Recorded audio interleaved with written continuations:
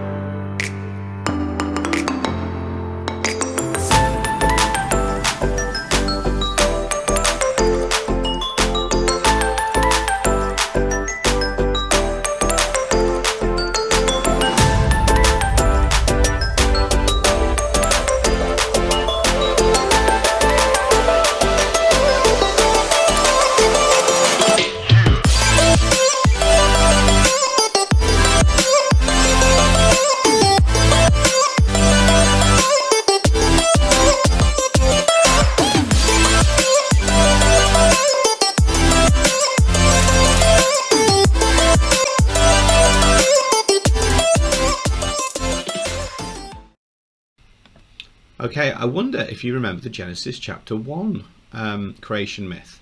Now, if you've never experienced this with me before, I think what you'll discover here might be a little bit whimsical, a little bit of something that might make you go, never knew that.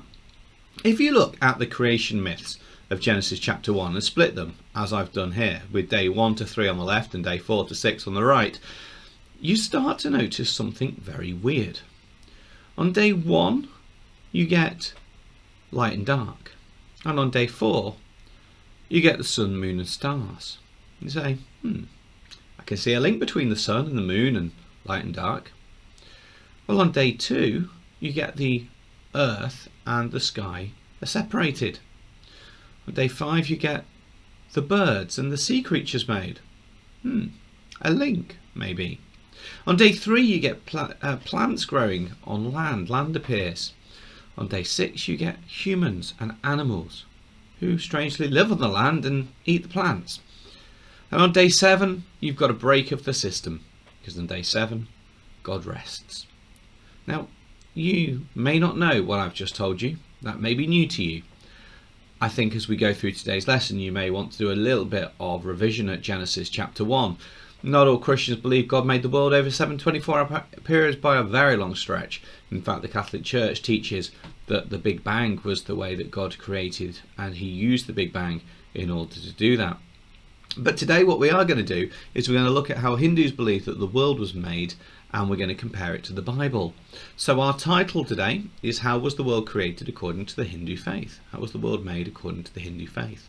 So I'm going to give you a moment now to get that title written down. As usual, do pause me as we go, and then obviously carry on so you can get the next part of the lesson rather than just pause me and go away. And obviously we're going to ask as usual that you photograph out all your pieces of work and send that through to your teachers. So our learning outcomes then, it's going to be good if you can retell one Hindu creation myth. Great if you could explain that Hindu creation myth, and even better if you can talk about the purpose of life in the world, comparing the Christian and Hindu creation myth, saying how they are the same or different. So what we're going to do today is we've thought a little bit about Genesis already, and obviously I think you should reference that and have a look at Genesis chapter 1. We're going to watch a media clip, going to gather some information, and then there'll be a choice of activity as well for you to do. So first off then, I'm going to play to you a Hindu creation myth. Can't tell you where I got this from. I've had this lurking around on my hard drive for years, so apologies to whoever I've taken this from and I can't credit. So I'd like you to watch this, and in your book I'd like you just to write down some questions that you might have, that you might want to do some research on later. As you watch this, you might think, what's that to do with? And make a few notes of those in your book if you so choose. So I'm going to hand over to that then, and then you're going to come back to me.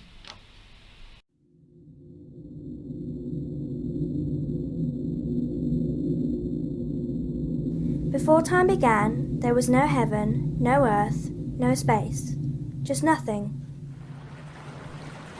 The waves of vast dark ocean lapped on the edges of this nothingness, and a giant cobra floated in the waters. Lying asleep in the snake's coils was Lord Vishnu, and the snake kept him safe and he slept really peacefully. Slowly, a sound started. Om. It grew louder and filled the emptiness. It throbbed with energy and drove the nothingness away. Lord Vishnu woke up, and a magnificent lotus flower grew from his navel. Right in the middle of the flower sat Brahma. Lord Vishnu told Brahma to set to work and create a world. And still, sitting in the flower, Brahma calmed the wind, stilled the waves, and brought peace. Brahma split the lotus flower, making 3 different parts: the heavens, the earth, and the skies. To start with, the earth was bare, so Brahma created everything: the grass and all kinds of flowers, trees and plants. He gave these the ability to feel. He let living things evolve, so that the earth became full of animals, insects, birds and fish. He gave these the ability to touch and smell, as well as the ability to see, hear and move. Soon the world was alive with life, and the air was filled with the sounds of Brahma's creations. So, Hindus have many ways of thinking about God. As part of this, they say there is one God, but use different names for God when he does different things. When God creates, he is called Brahma, and when God looks after the creation, he is called Vishnu. But God has a third name. At some time, God will decide to bring this universe to an end, and as Lord Shiva, he will destroy the universe.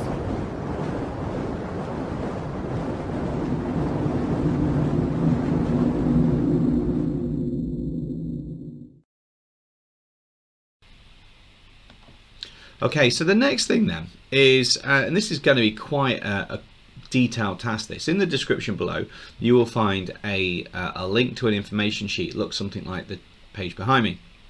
What I'd like you to do is to create a storyboard about the creation narrative. So what you need to do is you need to read it over and really sort of work out maybe what the top 6 or 8 things are that happen, the main events. And then you're going to draw some pictures and label that as you go. So it's going to take 20 minutes or so, and then you're going to come back to me. So pause me now, and I'll see you in 20.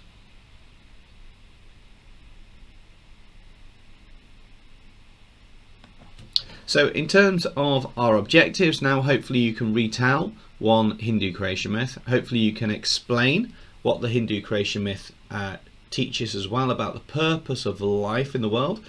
And now we're going to look at the comparison. So as I said earlier, you're going to need to make sure that you've got your Genesis 1 information with you, or do a quick Google search and find the creation narrative according to Genesis chapter 1.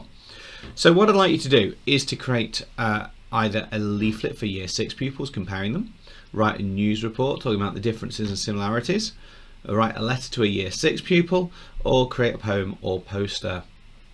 Now, that information is going to stay behind me. That is a very challenging task for what you might have another 20 minutes of this lesson if you've worked effectively so far, depending how long your lesson is. And there might even be some homework attached to this, depending on what your teacher will set you. So I'm going to leave it there today. I think you've got plenty to get your heads around. It's quite challenging by the time that you've thought it through.